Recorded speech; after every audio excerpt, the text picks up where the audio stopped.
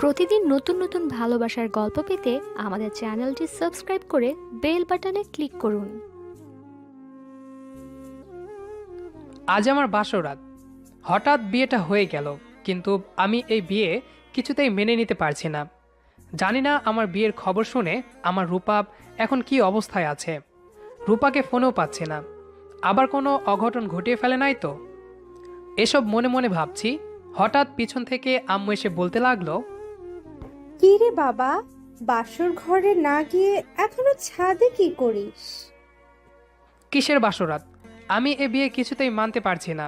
তোমরা আমার বিয়েটা দিয়ে আমার জীবন ছাড়খাড় করে দিছো। আমার ভালোবাসার মানুষটির থেকে আমাকে আলাদা করে দিয়েছ। আমরা যা করছি তোর ভালোর জন্যই করছি। যাকে আমার জীবনের থেকে বেশি ভালোবেসেছি তার থেকে আমাকে আলাদা করে ভালো রেখেছ। বাবা, ও মেয়েটা ভালো না। চুপ করো, আমি তোমার কোনো কথা শুনতে চাই না। তোমরা কোনোদিন আমার ভালো চাওনি।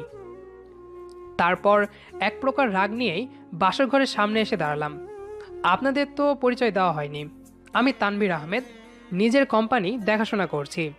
যাই হোক, তারপর বাসর ঘরের ভেতরে গেলাম। তারপর মেঘলা বিছানা থেকে নেমে আমাকে সালাম করতে আসলে আমি পা সরিয়ে নেই। এ কি, পা কেন সরিয়ে নিছো? আমি এই বিয়ে মানি না, আর তোকে তো কিছুতেই বউ হিসেবে মেনে নিব না। খুব তাড়াতাড়ি তোকে আমি ডিভোর্স দিয়ে দিব। বাসরাতে নিজের স্বামীর মুখে এমন কথা শুনে চমকে যায় মেঘলা। কি বলছো কি এসব? যা বলছি ঠিকই বলছি, এখন সর আমার সামনে থেকে। তারপর আমি বিছানায় গিয়ে শুয়ে পড়লাম। কিছুক্ষণ পর মেঘলা বিছানায় ঘুমানোর জন্য আসলে আমি ধাক্কা মেরে বিছানা থেকে ফেলে দেই। আমার কোমরটা গেল, কোমরে খুব ব্যথা পেয়েছি। ধাক্কা কেন মারলে? তোকে কয়বার বলেছি তোকে আমি বউ হিসেবে মানি না, তারপরও কোন সাহসে আমার পাশে ঘুমাতে আসলি? তাহলে কোথায় ঘুমাবো? ফ্লোরে ঘুমা। আমি কোনোদিন ফ্লোরে ঘুমাই নাই। এখন থেকে তোকে ফ্লোরেই ঘুমাতে হবে। তারপর একটা বালিশ ফ্লোরে ছুঁড়ে মারলাম। কিছুক্ষণ পর মেঘলা আমাকে বলল, এই যে শুনছেন, আবার কি হলো? ফ্লোরে খুব ঠান্ডা, একটা কাঁথা দেন না। ধুর, মাথাটাই গরম করে দিছে। তারপর আমি বিছানা থেকে নেমে মেঘলার চুলের মুঠি ধরি। কি করছো? খুব ব্যথা পাচ্ছি, প্লিজ ছাড়ো। তারপর মেঘলার চুলের মুঠি ধরে ফ্লোরের সাথে মেঘলার মাথা বাড়ি খাওয়ালাম, যার ফলে মেঘলার মাথা ফেটে টপ টপ করে রক্ত পড়তে থাকে। আমি তাতে পাত্তা না দিয়ে আবার বিছানায় গিয়ে শুয়ে পড়লাম। মেঘলা ঠান্ডায় ফ্লোরে গুটিসুটি হয়ে শুয়ে আছে আর ফুপিয়ে ফুপিয়ে কান্না করতে করতে ঘুমিয়ে পড়ে। পরের দিন ঘুম থেকে উঠে দেখি মেঘলা রুমে নেই, তার মানে নিচে গেছে।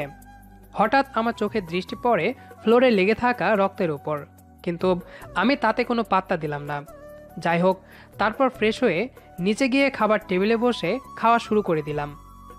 কিছুক্ষণ পর আব্বু এসে খেতে শুরু করে দিল।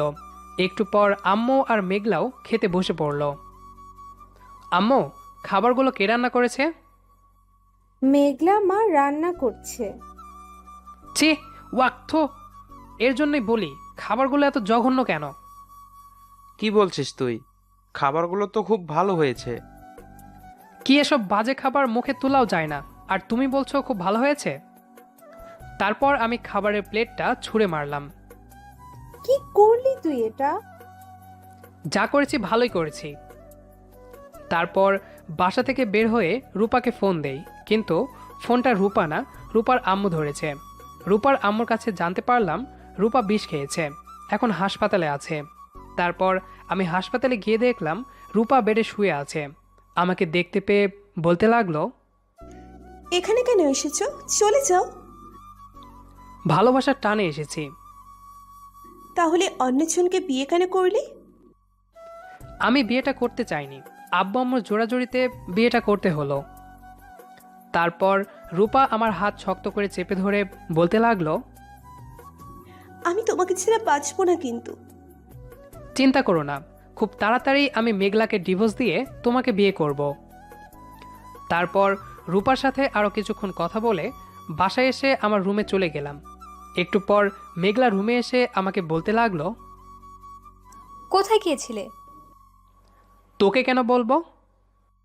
আমি তোমার বউ, তাই জিজ্ঞেস করতেই পারি।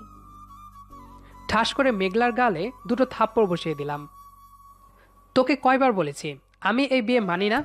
দ্বিতীয়বার যদি নিজেকে আমার বউ হিসেবে দাবি করিস তাহলে তোর খবর আছে।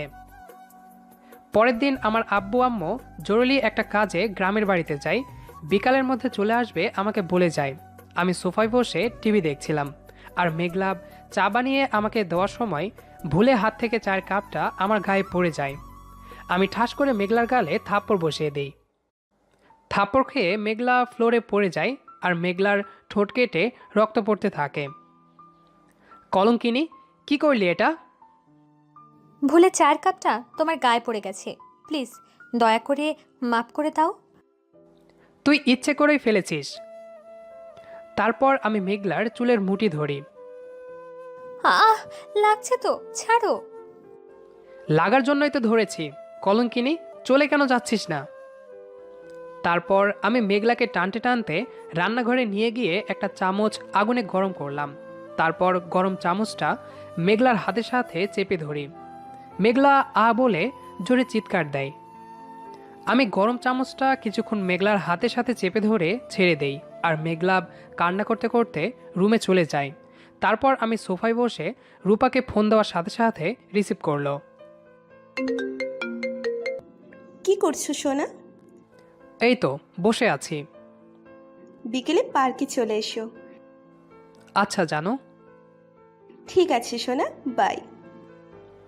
তারপর রূপা ফোন কেটে দেয়। রূপার সাথে কথা বলে মনটা ভালো লাগছে। বিকালে আমার আম্মু আব্বু বাসায় ফিরে। আম্মু মেঘলার হাতের দিকে চেয়ে বলতে লাগলো, এই কি মেঘলা মা, তোমার হাতে ছ্যাঁকা লাগছে কিভাবে? না মা, ওই রান্না করার সময় একটু লেগেছে। সাবধানে কাজকর্ম করবে তো। ওষুধ লাগিয়েছো? কি করেছে বলি? তোমার ছেলে ওষুধও লাগাতে দেয়নি। কি বিড়বিড় করছো? না কিছু না, ওষুধ লাগিয়েছি। ভালো করেছো। আম্মু আব্বু আসার পরপরই আমি পার্কে চলে যাই। পার্কে দেখলাম রূপা একটা গাছের নিচে বসে বসে কার সাথে জানি কথা বলতাছে। আমি রূপার সামনে গেলেই রূপা ফোন কেটে দেয়। তুমি এসেছো? কিন্তু তুমি এখন কার সাথে কথা বললে? আমার এক বান্ধবীর সাথে। ও চলো বৃষ্টিতে ভিজি। না, ভিজবো না, শরীর খারাপ করবে। আরে করবে না, আসো। তারপর রূপার জোড়াজড়িতে বৃষ্টিতে ভিজতে হলো। অনেকক্ষণ বৃষ্টিতে ভিজে রূপাকে তার বাসায় পৌঁছে দিয়ে আমি বাসায় চলে আসলাম। পরের দিন আমার ভীষণ জ্বর হলো, কিছুতেই বিছানা থেকে উঠতে পারছি না। আব্বু আম্মু ডাক্তারকে ফোন করে বাসায় আসতে বলে, আর কিছুক্ষণ পর ডাক্তার এসে আমাকে দেখে চলে যায়। রাতে মেঘলা আমাকে নিজের হাতে খাবার খাইয়ে দেয়। বাধ্যতামূলক খেতেই হলো, কারণ আমি জ্বর নিয়ে নিজের হাতে খাবার খেতে পারবো না, তাই মেঘলার হাতেই খাবার খেতে হলো। রাতে আমার জ্বর আরও বেড়ে গেছে দেখে মেঘলা সারা রাত আমার মাথায় জলপট্টি দেয়। সকাল সকাল আমার ঘুম ভাঙে। এখন শরীরটা খুব ভালো লাগছে। হঠাৎ ফ্লোরে তাকিয়ে দেখি মেঘলা এখনো ঘুমিয়ে আছে আর ঠান্ডায় কাঁপছে। কেন জানি মেঘলার ওপর মায়া লাগছে। হঠাৎ মেঘলার ঘুম ভেঙে যায়। ঘুম থেকে উঠে বলতে লাগলো, তুমি উঠেছো? হুম। এখন তোমার শরীর কেমন লাগছে? অনেক ভালো লাগছে। তারপর মেঘলা ফ্রেশ হয়ে নিচে চলে যায়। তারপর আমিও ফ্রেশ হয়ে নিচে গিয়ে খাবার টেবিলে বসে খাবার খেতে লাগলাম। তোর শরীরের অবস্থা কেমন? হ্যাঁ, অনেক ভালো। তারপর আমি খাবার খেয়ে রূপার সাথে দেখা করতে চলে গেলাম। তুমি কখন মেঘলাকে ডিভোর্স দিবে? এই তো কিছুদিন পর দিব। বিয়ে করেছো অনেক দিন হয়ে গেছে, এখনো তুমি মেঘলাকে ডিভোর্স দাওনি? তারপর রূপা একটা চাকু বের করে হাত কেটে ফেলে।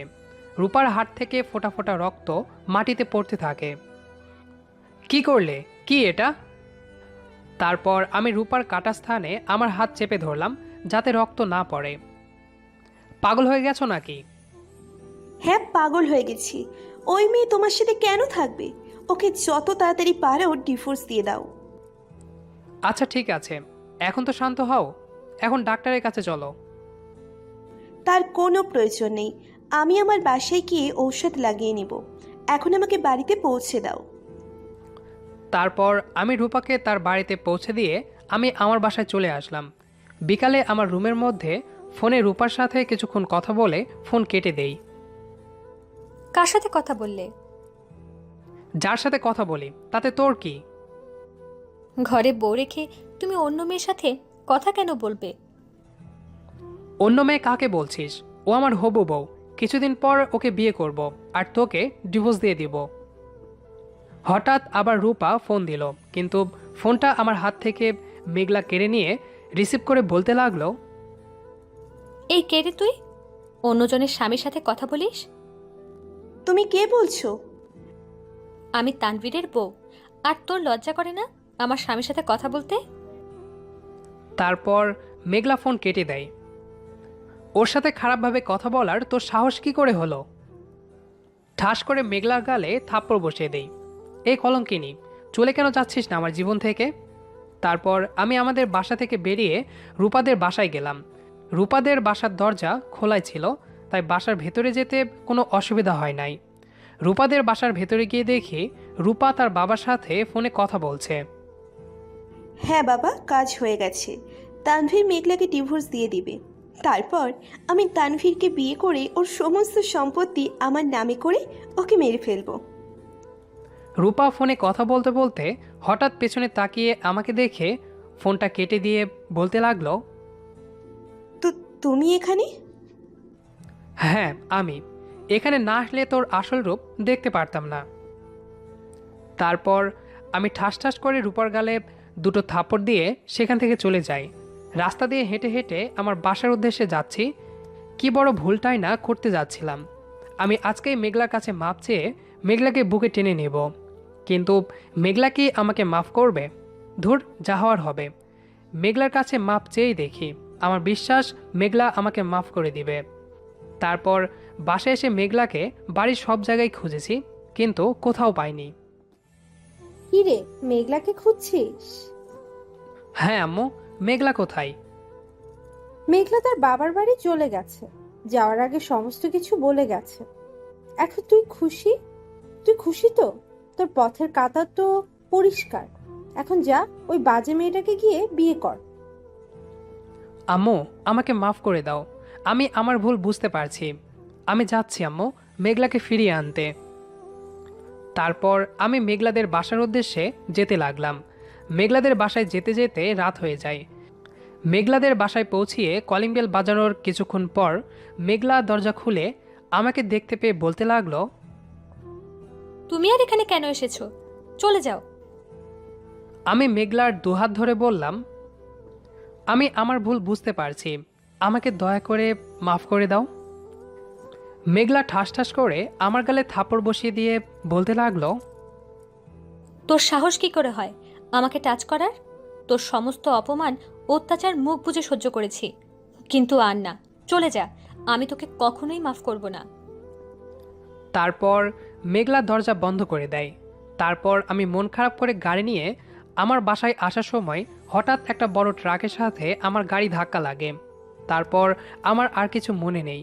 যখন আমার জ্ঞান ফিরে তখন দেখি আমি হাসপাতালে, আর আমার পাশে মেঘলা বসে আছে। আমি মেঘলাকে দেখতে পেয়ে কষ্ট করে বেড থেকে উঠে মেঘলাকে জড়িয়ে ধরি। প্লিজ মেঘলা, আমাকে মাফ করে দাও। আমি আমার নিজের ভুল বুঝতে পেরেছি। আমি আর তোমাকে কখনো কষ্ট দিব না।